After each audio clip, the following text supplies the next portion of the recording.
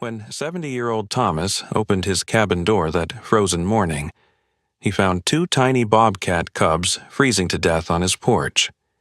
He knew he shouldn't interfere with wild animals, but watching them die wasn't something he could do. What happened next would change everything. Before you watch, remember to like and subscribe so you don't miss another touching story like this one. And write in the comments where you're watching from and what time it is there. It was early morning in the frozen wilderness. Thomas, a former park ranger in his 70s, had been living alone in his remote cabin for 15 years. He was dozing in his chair when he heard something unusual. A faint, desperate cry cutting through the winter silence. He cracked open one eye, then carefully stood up and approached the door, sensing the cold seeping in through every gap. He pulled the door open, slowly, squinting against the dim light and harsh wind. Right there on his porch sat a baby bobcat, shaking and barely larger than a domestic cat, with ice coating its coat and ears flattened against its small head. It was silent now, simply sitting there trembling. Thomas gazed at it, his heart pounding rapidly in his chest. He understood he shouldn't interfere with wild creatures, but this tiny one appeared nearly frozen solid, completely alone and about to give up. He remained there briefly, uncertain what to do. Then the cub swayed and nearly toppled over, and his natural instincts kicked in. He pushed the door open further and moved aside. The small creature paused, then staggered forward on frozen paws. As it entered, Thomas noticed movement in the snow past his porch. A second cub. This one was hardly moving, pulling itself gradually through the thick snow as if every movement took all its strength. "Oh, damn," Thomas muttered quietly, snatched his jacket and gloves and headed toward the other cub. It gave out just before he reached it. With careful hands, he lifted it up, surprised by how weightless and delicate it seemed despite his calloused hands. He returned to the heated cabin. Shutting the door firmly after him, he carried both cubs to the back room where his ancient wood stove was burning. He placed towels on the ground, bundled the cubs up, and began carefully massaging warmth back into their small frames. One produced a gentle whining noise. The other remained motionless, but he could watch its chest rising and falling. He remained beside them, talking quietly, monitoring their breathing, and setting out little bowls of water. The space grew warmer as time went by, and Thomas hardly moved from their side. He replaced the towels when they became damp from thawing snow and body warmth, refilled the water when small tongues brushed the rims. Their eyes remained dull with tiredness, but one of them, the tinier one, began moving nearer to the flames. It no longer appeared frightened of him.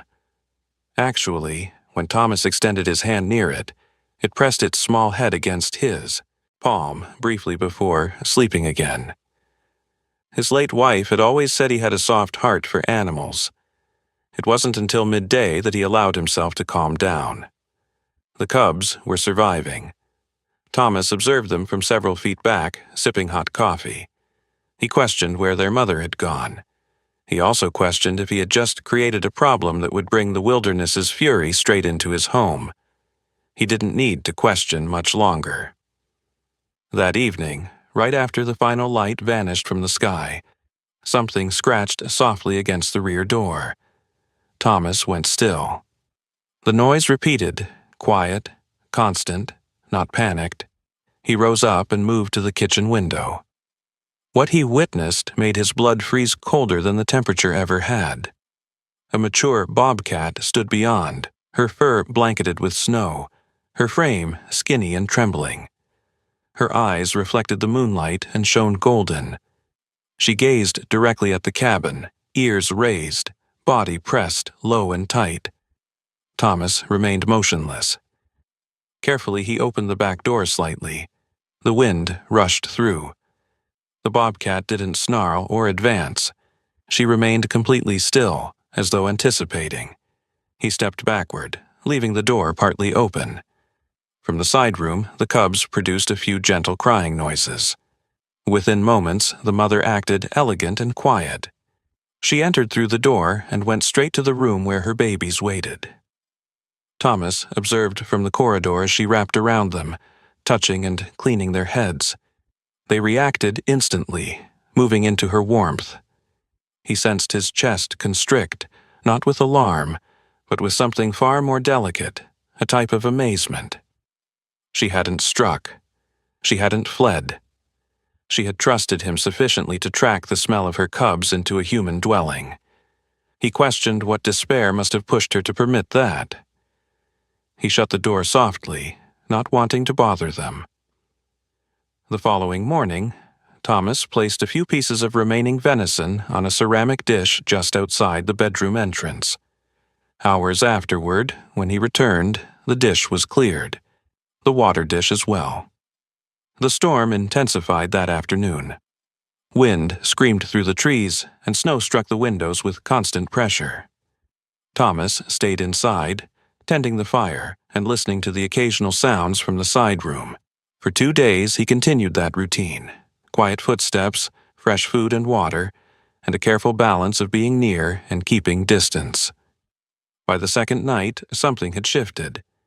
When Thomas approached with food, the mother bobcat no longer backed away. She observed him, her golden eyes calm, her frame loose but watchful. There was comprehension in her expression. Perhaps not confidence, but a peace. A truce. Snow accumulated high against the cabin sides, covering the porch stairs entirely. But within, there was heat, existence, and an unanticipated sense of bond. On the third morning, the sky cleared into a brilliant blue, and quiet blanketed the wilderness. The storm had ended. Light streamed through the windows, sharp and pure, illuminating every particle of dust in the air like drifting stars. Thomas positioned himself before the cabin's front door and peered out. The snow glittered beneath the sun, and everything seemed strangely sacred. When Thomas pulled the door open that day, the room was vacant. No sign, just some loose fur and paw marks in the snow heading back toward the woods. He remained in the doorway for an extended time, his breath forming clouds in the cold, questioning if any of it had truly occurred. He lowered himself slowly, fingertips brushing the dim outline of a paw mark pressed into the softened crust of snow just past the doorway. It hadn't been imaginary. Sorry for the interruption. Before we go forward with the story, I respectfully ask you to like the video and subscribe to this channel.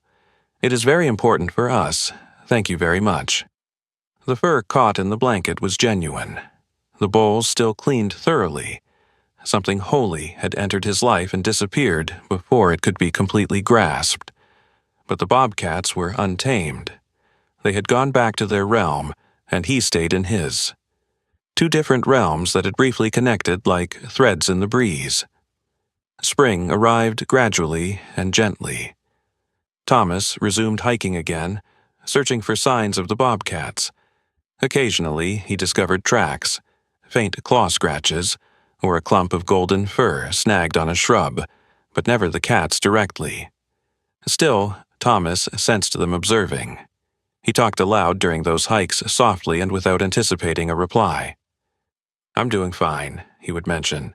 "Thanks for visiting." Then, one afternoon in early July, everything changed. Thomas traveled deeper than typical, tracking the climb of a thin ridge. The day felt wrong somehow, too quiet.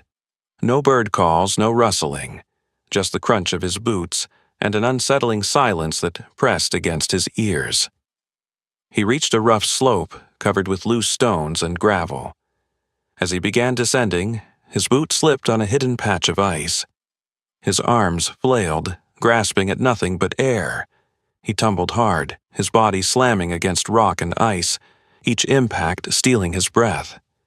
When he finally stopped, pain exploded through his leg like white-hot fire.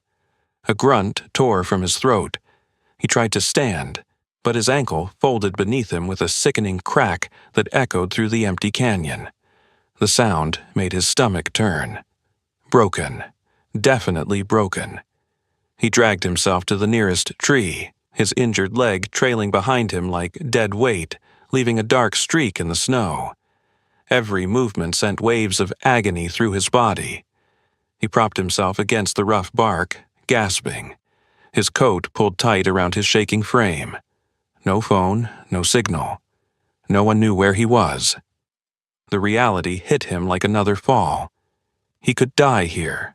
The sun was already sinking behind the ridge, and shadows crept across the snow like reaching fingers. Temperature dropping, fast. Thomas's hands trembled as he tried to stay calm, but panic clawed at his chest. He slapped his cheeks hard, trying to stay awake, but the cold was seeping into his bones. His eyelids grew heavy. The pain became distant, almost dreamlike. That's when he heard it. A soft crunch in the snow, deliberate, close. His heart hammered against his ribs. He forced his eyes open, squinting through the growing darkness. A shape emerged from the shadows between the trees.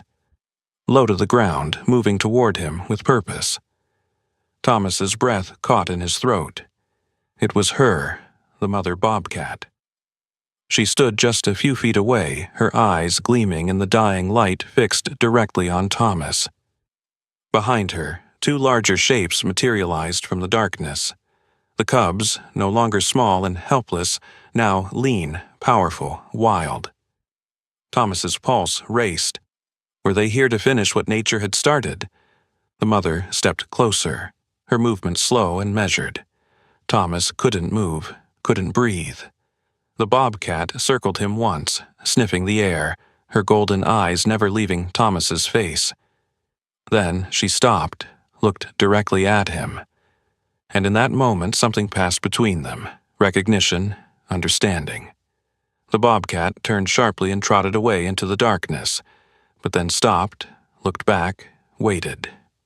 Thomas's heart pounded. What was she doing? The bobcat returned, circled Thomas again, closer this time, more insistent, then rushed off again toward the ridge, and again she stopped, looked back. Thomas realized with a jolt she was trying to show him something. No, not show him. Mark his location. The bobcat was creating a pattern in the snow around his fallen body. Deliberate circles again and again, a signal. Then, as suddenly as they appeared, all three vanished into the darkness. Thomas sat alone in the crushing silence, his breath coming in short gasps. Had he imagined it? Was the cold making him hallucinate? Minutes crawled by like hours. Or maybe it was hours. He couldn't tell any more, his vision blurred, consciousness slipping away, the cold pulling him down into darkness. Then a sound, faint at first, mechanical, distant, growing louder. Engines, voices cutting through the night. Over here, I see tracks. Flashlight beams swept across the snow. Thomas Coleman, can you hear us? Two rescue workers in bright orange gear crashed through the trees, moving fast. We got a call from the ranger station, one of them said, kneeling beside him, already checking his pulse. Some hikers reported seeing something strange, animal tracks circling one spot over and over. They said it looked deliberate, like a marker. The other worker wrapped a thermal blanket around Thomas's shoulders. They thought something was wrong. They were right. Thomas's eyes drifted toward the dark ridge where the bobcat had stood, where she had waited, where she had made sure Thomas would be found. She was gone now.